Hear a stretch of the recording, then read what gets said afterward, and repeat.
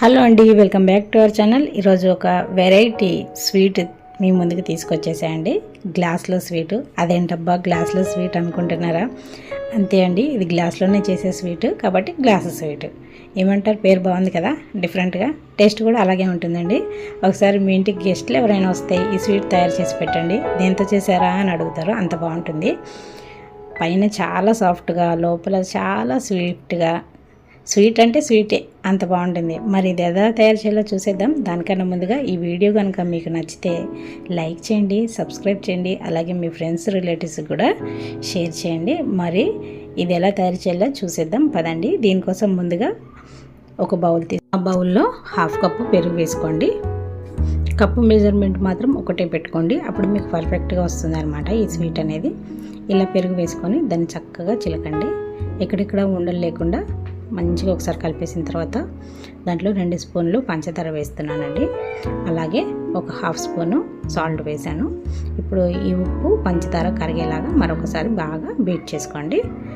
చక్కెర అనేది బాగా కరిగిపోవాలి. అలా ఒక 2-3 నిమిషాలు తిప్పారంటే చక్కెర అనేది మంచిగా కరిగిపోతుంది.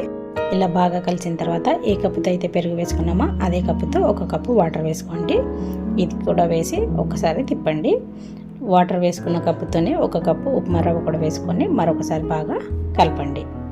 ఇలా బాగా కలిపిన తర్వాత దీన్ని మూత పెట్టి ఒక 10 నుంచి 15 నిమిషాల వరకు మంచిగా నాననివ్వండి.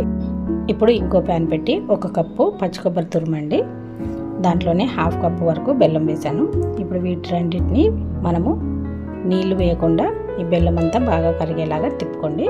ఒక 2-3 నిమిషాలు మీరు అలా కలిగి తిప్పితే ఇలా బెల్లం అంతా కరిగిపోతుంది. ఇప్పుడు దీన్ని మనం కొబ్బరి నూనె చేస్తాం కదండి, అలా బెల్లం పాకం అనేది దగ్గరగా వచ్చేలాగా కలుపుకోండి. ఇలా దగ్గరగా వచ్చాక ఒక 1/2 స్పూను ఇలాచి పౌడరు, అలాగే 1 స్పూను నెయ్యి వేస్తున్నానండి. ఇలా వేసి మరొకసారి దీన్ని బాగా కలిపేసి మనకి ఉండ చుట్టితే ఎలా వస్తుందో అలా దగ్గరగా వచ్చేలాగా మంచిగా కలిపేసుకోండి. ఇలా దగ్గరికి ఉండలాగా వచ్చిందంటే మనం ఇంకా దీన్ని స్టవ్ ఆపేసేసి ఒక ప్లేట్లోకి తీసుకొని బాగా చల్లారనివ్వండి. దీన్ని బాగా చల్లారాక చిన్న చిన్న ఉండలుగా చేసుకోండి. మనం దీన్ని గ్లాస్ స్వీట్ అన్నాం కదా, మీరు ఏ గ్లాస్ అయితే తీసుకుంటారో ఆ గ్లాస్లో ఇలా రోల్లా చేసుకోవాలండి. ఈ రోల్ అనేది ఆ గ్లాస్కి సరిపోవాలన్నమాట. గ్లాస్ సైజుని బట్టి ఈ రోల్ అనేది చేసుకోండి. మీరు ఎన్ని గ్లాసుల్లో స్వీట్ పెట్టాలనుకుంటే అన్ని. నేను 3 గ్లాసెస్ తీసుకున్నా అండి, అందుకోసం 3 చిన్న చిన్న ఉండలుగా చేసుకొని ఇలా రోల్ చేసి పక్కన పెట్టుకున్నాను అనమాట.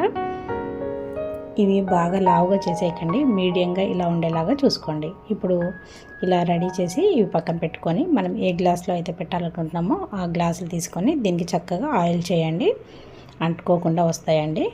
వీడియోలో చూపిస్తున్న విధంగా 3 గ్లాసులకి ఆయిల్ అనేది రాసి పక్కన పెట్టేసుకోండి. తర్వాత మనం ముందుగా కలుపుకున్న రవ్వ మిశ్రమం ఉంది కదా, దీన్ని తీసుకొని దీంట్లో ఒక 1/2 స్పూన్ వరకు తినే సోడా వేస్తున్నా అండి. ఇది ఆప్షనల్, మీకు ఇష్టం లేకపోతే స్కిప్ చేసేయండి. ఇది కొంచెం వేసి అలాగే కొన్ని వాటర్ వేసి ఒకసారి సోడా అంతా పిండిలో కలిసేలాగా బాగా కలిపేసుకోండి. పిండి అనేది బాగా పలచగా ఉండకూడదు. మనకి ఇడ్లీ బ్యాటర్ ఎలా ఉంటుందో అలా ఉంటే సరిపోతుంది. బాగా పలచగా కాదు, అలాగని బాగా తిక్కుగా కాదు. ఇలా కొన్ని వాటర్ వేసుకొని మంచిగా కలిపేసి పక్కన పెట్టుకోండి. ఇప్పుడు మనం ముందుగా గ్లాసులకి ఆయిల్ రాసి పెట్టుకున్నాం కదండి, ఆ గ్లాసులు తీసుకోండి. దాంట్లో మనము ఈ బ్యాటర్ అనేది 1/2 వరకు వేయండి, ఫుల్ వేయద్దు. 1/2 వరకు వేసి దీంట్లో ఇప్పుడు మనం రోల్ చేసి పెట్టుకున్న స్వీట్ ఉంది కదా, అదే ఆ మధ్యలో మిడిల్గా వచ్చేలా పెట్టేసుకోండి, అటు ఇటు పడకుండా.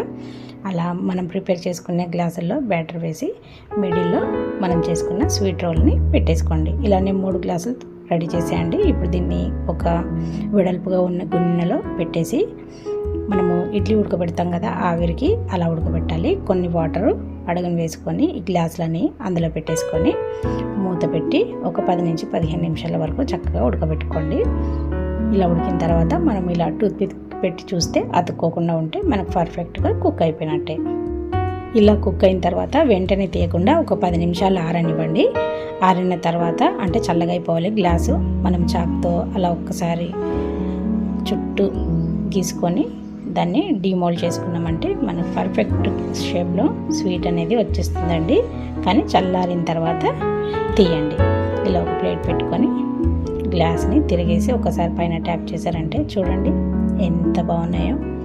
ఈసారి ఎప్పుడైనా ఈ స్వీట్ మీరు ట్రై చేయండి. ఎలా వచ్చిందో నాకు కామెంట్ చేయడం మర్చిపోద్దండి. డిఫరెంట్గా ఉందండి స్వీట్ ఇది. తింటే కూడా చాలా బాగుంది. మనకి కేక్ తింటాం కదా, ఫ్లఫీ కేక్ అలా ఉందన్నమాట. చాలా బాగా వచ్చింది. ఇలా తీసుకున్న వాటిని మీకు నచ్చిన షేప్లో కట్ చేసుకోండి. పైనంతా కేక్ లాగా స్పాంజ్గా, లోపలంతా స్వీట్గా చాలా బాగుందండి టేస్ట్. మీరు ట్రై చేస్తే ఈ టేస్ట్ అనేది మీకు కూడా తెలుస్తుంది. మరి ఈ వీడియో నచ్చితే ఏం చేయాలో గుర్తుందండి.